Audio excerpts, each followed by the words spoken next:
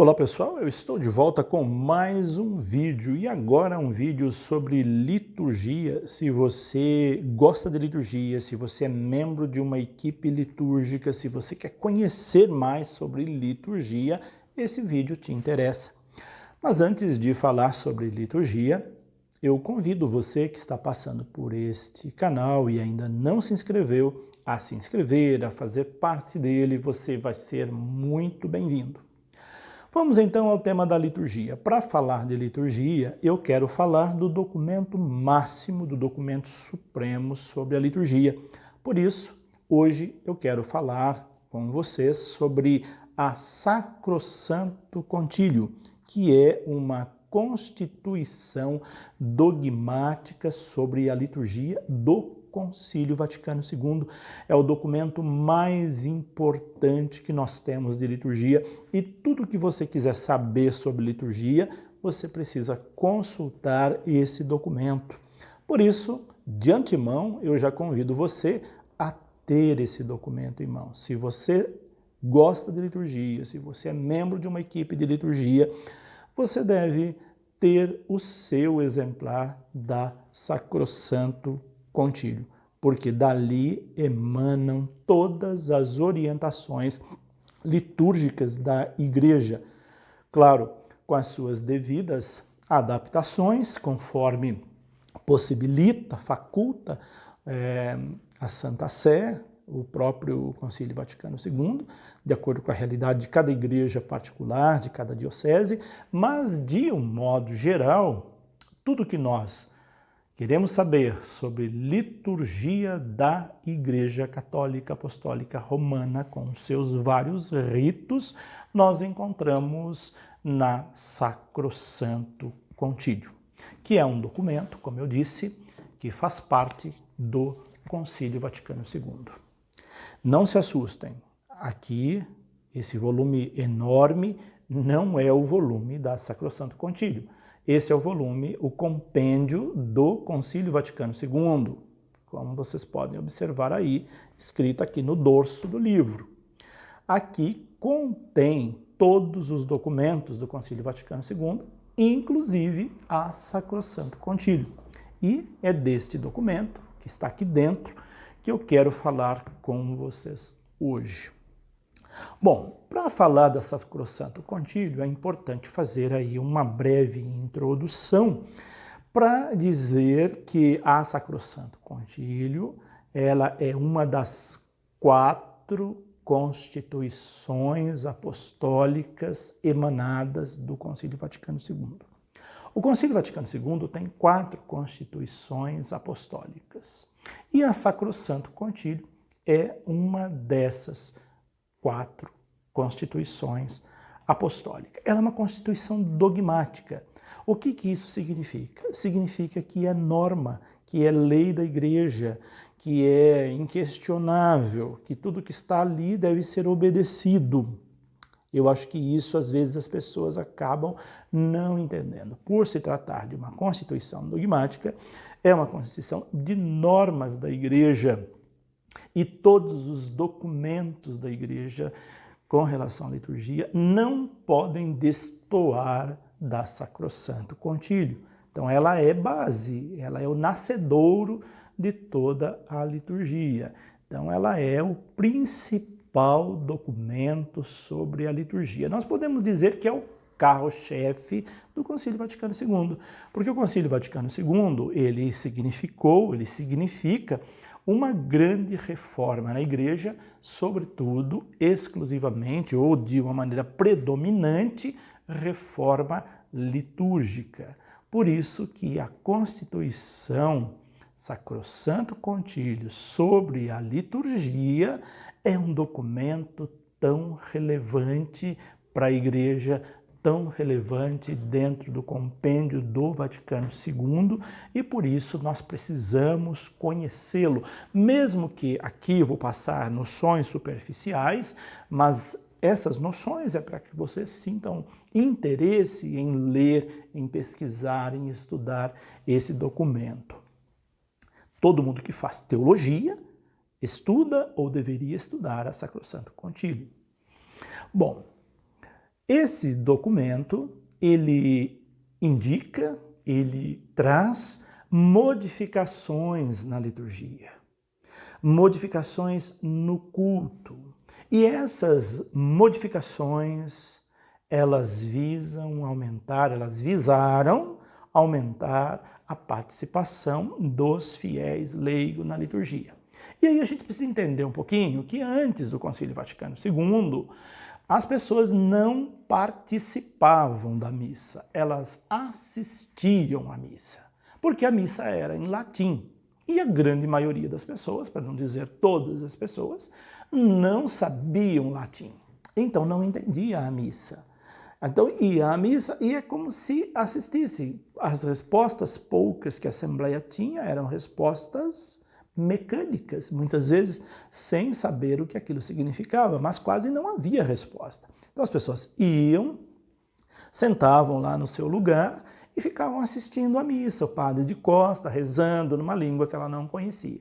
Então, com a reforma litúrgica, com o Concílio Vaticano II e a reforma litúrgica, ela teve esse propósito de fazer, então, essas mudanças, e a principal mudança foi a liturgia na língua vernácula, ou seja, na língua de cada país, para que as pessoas pudessem participar. Mas essa participação não parou por aí. Nós vamos ver que essa participação resultou naquilo que nós temos hoje, de pessoas leigas que fazem leituras, de ministros extraordinários da Sagrada Comunhão Eucarísticas, de acólitos, coroinha já existia antes, os acólitos não existiam, de orações dos fiéis que os leigos leem, de comentaristas, ou seja, toda a participação de você que é membro de uma equipe de liturgia, antes do Concílio Vaticano II, isso não existia. Então, agora, com o evento do Concílio Vaticano II, que foi no início da década de 60, de 1960 a 1965,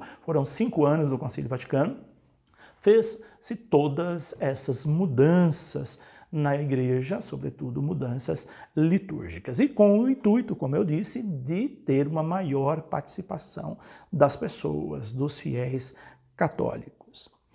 Vale lembrar que a Sacrosanto Concílio foi o primeiro documento emitido pelo concílio. Então, imaginem, 5 anos de concílio, o primeiro documento foi a Constituição Sacrosanto Concílio sobre a Sagrada Liturgia. E foi o único documento, dentre aqueles preparados pela Cúria Romana, a ter sido aprovado.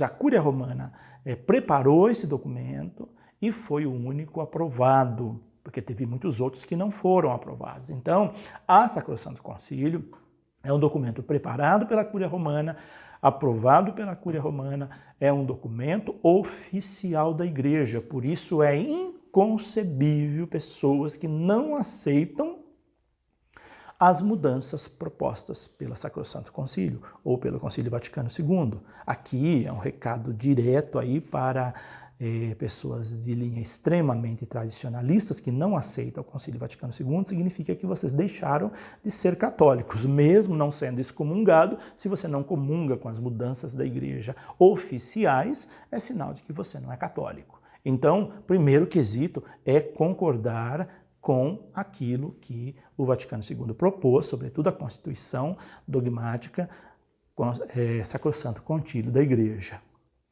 Depois, ela foi promulgada pelo Papa Paulo VI no dia 4 de dezembro de 1963. Então foi ali os primeiros documentos, ou o primeiro documento, como eu disse, a ser aprovado. Ela foi aprovada no final da segunda sessão do concílio, e aí então já tinha essa Constituição aprovada com as devidas reformas que nós temos até hoje. Para a gente conhecer melhor a Sacrosanto Concílio, nós precisamos conhecer um pouco a estrutura dela. É claro que eu não vou entrar em detalhes dessa estrutura, porque isso é uma tarefa que demandaria um tempo enorme mas também é uma tarefa de estudo para você estudar a Sacrosanto Concílio. Eu só vou trazer aqui o esqueleto, o arcabouço da Sacrosanto Concílio, para você entender e fazer alguns breves comentários em alguns pontos que eu considero relevantes para esse momento de conversa com vocês através desse vídeo. Então, a estrutura, como é que está estruturada a Constituição Sacrosanto Concílio? Ela tem 9 capítulos, praticamente. Só que 2 deles, um é o proêmio, ou a introdução, e o outro é um apêndice ou uma conclusão. Então, num total, ela dá 9 capítulos, porque ambos são correspondentes também pela importância a um capítulo à parte. Então, são 9 capítulos, incluindo aí a introdução ou proêmio e a conclusão ou apêndice deste importante documento. Na introdução ou no proêmio, porque o texto não traz a palavra introdução, ele traz a expressão proêmio, e no proêmio, que é a mesma coisa, com pequenas variações de introdução, ele vai tratar da liturgia no mistério da igreja. Então já é uma introdução mostrando o teor desse documento. Não é só um documento de orientações práticas, é um documento, sobretudo, teológico. A Sacrosanto Concílio é um documento de teologia da liturgia, embora traga também recomendações práticas para serem aplicadas no dia a dia das nossas celebrações. Também vai falar da Constituição sobre a liturgia e os diversos ritos. Vale lembrar que, além do rito romano, a igreja tem outros ritos, como, por exemplo, melquita, maroquita e tantos outros ritos que estão contemplados na liturgia e que têm uma liturgia própria, mas tem sua fonte também na Sacrosanto Concílio. Então é importante saber que essa Constituição dogmática sobre a liturgia, ela é também para igrejas de outros ritos, não só do rito romano, igrejas que comungam com a Igreja Católica. Depois vai falar, dentro desse contexto, do valor de todos os ritos. Até esse seria um tema bem propício para falar num vídeo, quem sabe num momento eu fale sobre esses ritos diferentes do rito romano. Mas vale lembrar que a liturgia também, ela determina, a Sacrosanto Concílio determina também aspectos litúrgicos para as igrejas de outros ritos, ritos orientais e outros ritos. O capítulo 1. O capítulo 1 da Sacrosanto Concílio, ele fala da natureza e importância da liturgia na vida da igreja. Natureza e importância. Aqui também é um capítulo teológico. Só que dentro desse capítulo teológico da liturgia, ele vai falar da formação e participação na liturgia. Vai dar um destaque enorme da importância de se ter formação litúrgica, de conhecer a liturgia, por isso eu estou recomendando para vocês que leiam, estudem esse documento, e que também haja uma maior participação na liturgia. A liturgia, ela houve toda essa mudança justamente para que houvesse mais participação. Por isso não tem sentido o padre fazer tudo sozinho. É para que as pessoas participem. E aí também nesse primeiro capítulo vai ser refletido, falado sobre a reforma litúrgica propriamente dita. O que mudou de antes do Concílio Vaticano II e depois do Concílio Vaticano II. É bom conhecer, sobretudo se você não viveu naquela época. Se você é uma pessoa de mais idade, você viveu no período, conheceu a missa em latim, conhecia como que era a missa antes, na prática, né? Mas se você é uma pessoa que nasceu depois do Concílio Vaticano II, então é bom, você não viveu na prática aquilo, se você conhece teoricamente, mas é bom a gente conhecer, independente se você viveu antes ou depois do concílio, nasceu antes ou depois do concílio, é importante você conhecer também as mudanças que houveram na igreja com relação à reforma litúrgica. Depois, nesse primeiro capítulo, ainda a Sacrosanto Concílio vai falar da vida litúrgica nas dioceses e nas paróquias. Aqui eu lembro que a Santa Sé possibilita as conferências episcopais de coisas que variam de um país para outro, como também possibilita às dioceses procedimentos que destoam de uma diocese para outra. A igreja particular, que é uma diocese, ela tem uma certa autonomia em alguns aspectos, inclusive em aspectos litúrgicos. Então, nesse primeiro capítulo, a Sacrosanto Concílio vai falar um pouco dessas possibilidades que tem as dioceses e, consequentemente, as paróquias, porque as paróquias seguem as orientações das suas respectivas dioceses. E depois também, nesse primeiro capítulo, vai ser tratado sobre a pastoral litúrgica. E talvez aqui seja um ponto que te interesse muito se você é membro de uma equipe de liturgia. Leia então lá no capítulo 1 o item que trata sobre a pastoral litúrgica. Às vezes as pessoas falam, mas como é que eu posso atuar na pastoral litúrgica? Seja como coordenador, seja como membro de equipe de liturgia. Se você ler esse tópico aí, você já vai saber, na essência, naquilo que é mais importante, sobre a sua atuação na pastoral litúrgica. Então, a partir dessas mudanças, passou a ter na igreja pastoral litúrgica. Antes não existia pastoral litúrgica, porque era o padre que fazia tudo sozinho. Então, não precisava ter pastoral litúrgica. Pastoral litúrgica surge a partir do Concílio Vaticano II e a partir da Sacrosanto Concílio. Agora, passando para o capítulo 2 dessa Constituição sobre a liturgia. O capítulo 2 vai tratar do mistério eucarístico. Aqui, então, é o ápice da teologia da liturgia.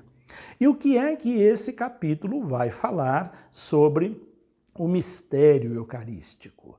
Primeiro, vai falar da participação dos fiéis. Antes a missa era um verdadeiro mistério no sentido de ninguém adentrar esse mistério, não entender.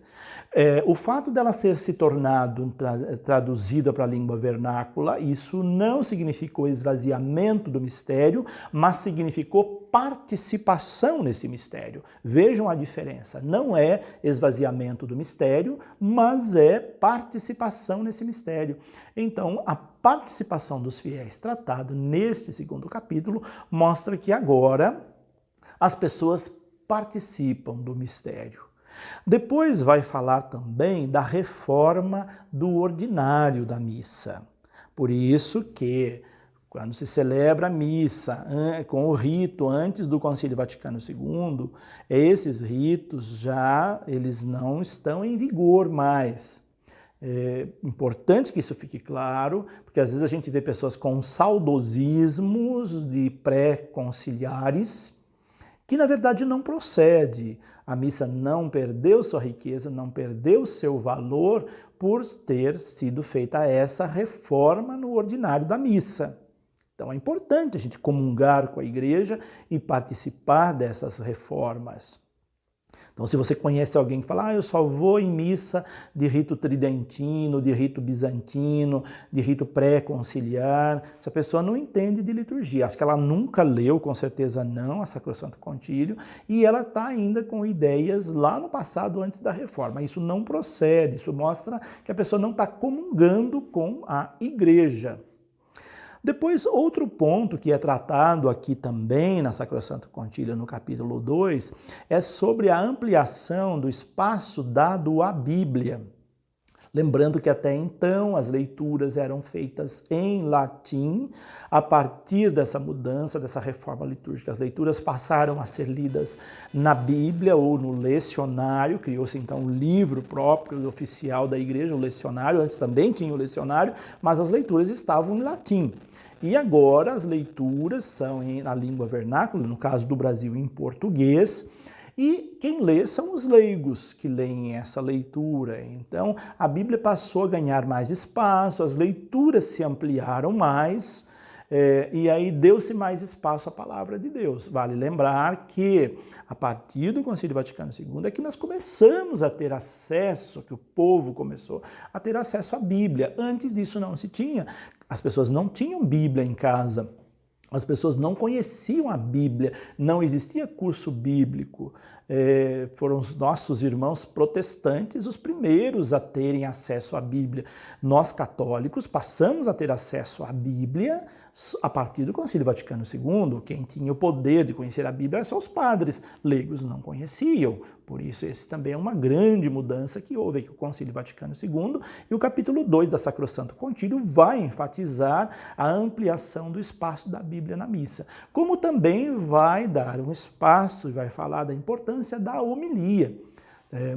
Algo que é muito valioso, porque a pregação do sacerdote, a explicação das leituras é um momento fundamental da missa. Então, a partir dessas reformas e dessa grande mudança, nós tivemos aí, então, uma ênfase que recai sobre a importância da homilia. Durante a semana, homilias são facultadas, mas domingo é obrigatório, liturgia dominical é obrigatório que se tenha homilia. E um recado para os padres que preparem bem as suas homilias, que não rotinizem as celebrações, que façam homilias fundamentadas na palavra de Deus. Essa é a essência de uma homilia.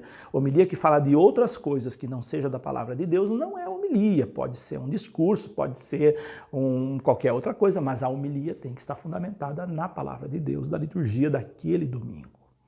Depois também o aspecto da oração dos fiéis será tratado neste capítulo. Vai falar também sobre o latim e a língua vernácula, e aqui um ponto importante, a Sacrosanto Concílio não vai abolir 100%, totalmente, o latim. Ela fala, preserve algumas partes em latim. Então, por isso, não foi abolido o latim. O latim continua sendo a língua oficial da Igreja. Algumas partes da missa podem ser feitas em latim, tanto é que possibilita alguns cantos em latim ainda, isso pode ser feito. Alguns momentos podem ser valorizados a língua original, a língua oficial da Igreja, que é o latim. Ele não foi abolido 100%, que fique claro isso também para as pessoas. A Sacrosanto Concílio não aboliu 100% o latim. Isso vai estar lá no capítulo 2. E depois também, nesse capítulo 2, nós vamos encontrar aí uma importância sobre a comunhão sobre duas espécies, que isso não é quase colocado em prática por razões pastorais na maioria das paróquias, na maioria das igrejas. Porém, a Sacrosanto Concílio enfatiza a importância de se fazer comunhão sobre duas espécies. Essa foi uma mudança proposta aí no Concílio Vaticano II. Passamos agora para o capítulo 3, resumidamente. Esse capítulo aqui vai falar dos outros sacramentos e dos sacramentais. Dos outros por quê? Porque nós já falamos agora da missa, o sacramento da Eucaristia, mas agora ele vai falar da reforma dos ritos sacramentais, como, por exemplo, a reforma do batismo, a reforma da crisma, a reforma da unção dos enfermos, a reforma da penitência, a reforma do rito da ordenação sacerdotal, a reforma do rito matrimonial. Todos esses rituais de sacramentos tiveram reformulações, mudanças após o Concílio Vaticano II, e a Sacrosanto Concílio vai falar também dessas mudanças. Se você quer saber quais foram essas mudanças, como eram antes e como ficou depois, dê uma olhadinha aí no capítulo 3 da Sacrosanto Concílio. Passando agora para o capítulo 4 da Sacrosanto Concílio, que vai enfatizar, que vai trazer como tema principal o ofício divino, ou seja, a liturgia das horas. Vai falar das reformas que sofreu a liturgia das horas. A liturgia das horas era feita de uma forma antes do concílio e passou a ser feita de outra forma após o concílio. Se você pegar o compêndio, os tomos da liturgia das horas, você vai ver, antes do Concílio Vaticano II, que também estava em latim.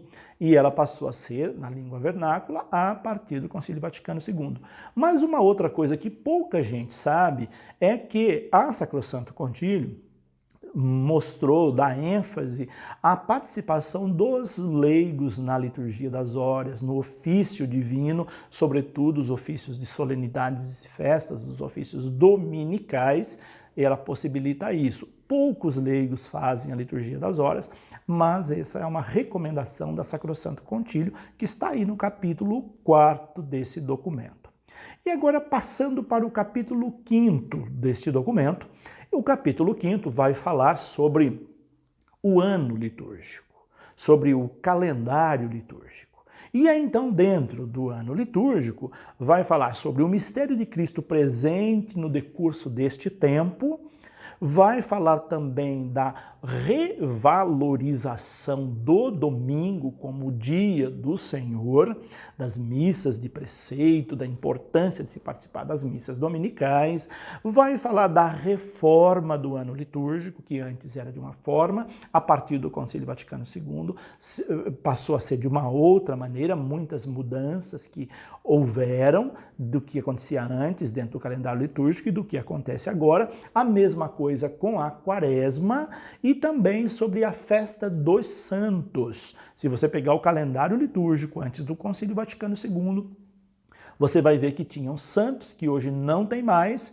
e que agora tem santos que antes não tinham. Então houve uma mudança também. E aqui neste capítulo sobre a festa dos santos, a Sacrosanto Concílio fala da importância deles, a importância da devoção aos santos, mas pede que se tenha um cuidado para que o devocional não suplante, não encubra o mistério da salvação. Vale lembrar que antes do Concílio Vaticano II, as devoções populares eram muito fortes, sobretudo porque as pessoas não entendiam a missa, a liturgia, então apegava-se muito aos santos, a reza do terço, as novenas e outras práticas devocionais, e a missa não tinha o devido valor.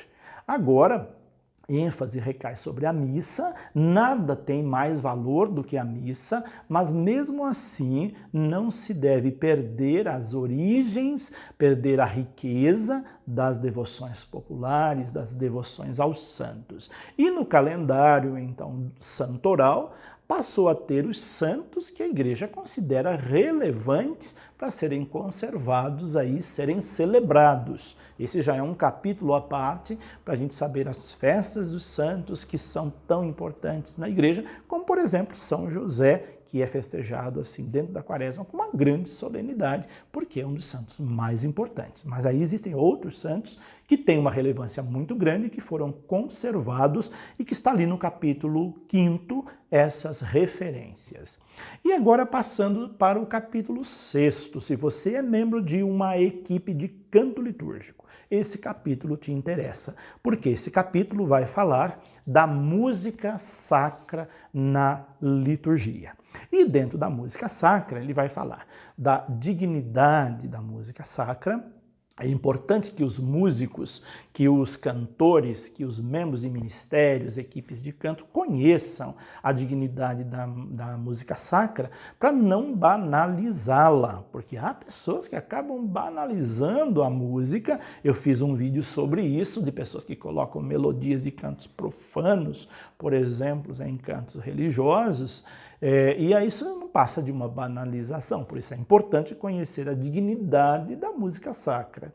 Vai falar da liturgia solene, quando é que você pode solenizar uma liturgia com os cantos, vai dar ênfase à formação dos músicos, não é qualquer pessoa que sabe tocar, que é música, que canta no mundo, que pode cantar na igreja, ela precisa passar por uma formação. Se você cantava num barzinho, numa pizzaria, se você fazia show, espetáculo, você tem que passar por uma formação litúrgica para você cantar na igreja. Não basta você ter uma voz bonita, não basta você ser uma pessoa afinada, você precisa conhecer canto litúrgico. Você precisa ter formação litúrgica. E é isso que vai falar aí o capítulo 6º da Sacrosanto Concílio.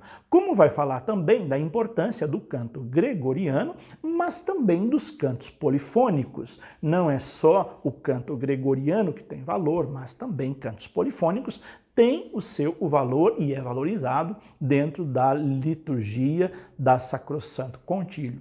Vai falar também da valorização dos cantos religiosos populares, porque esses cantos são cantos que o povo participa, são cantos da devoção popular e eles não estão excluídos totalmente do canto litúrgico, da liturgia. A Sacrosanto Concílio pede que não possamos abolir, não excluamos os cantos populares do nosso repertório litúrgico. Também é uma dica importante para os membros de ministério de canto litúrgico na igreja.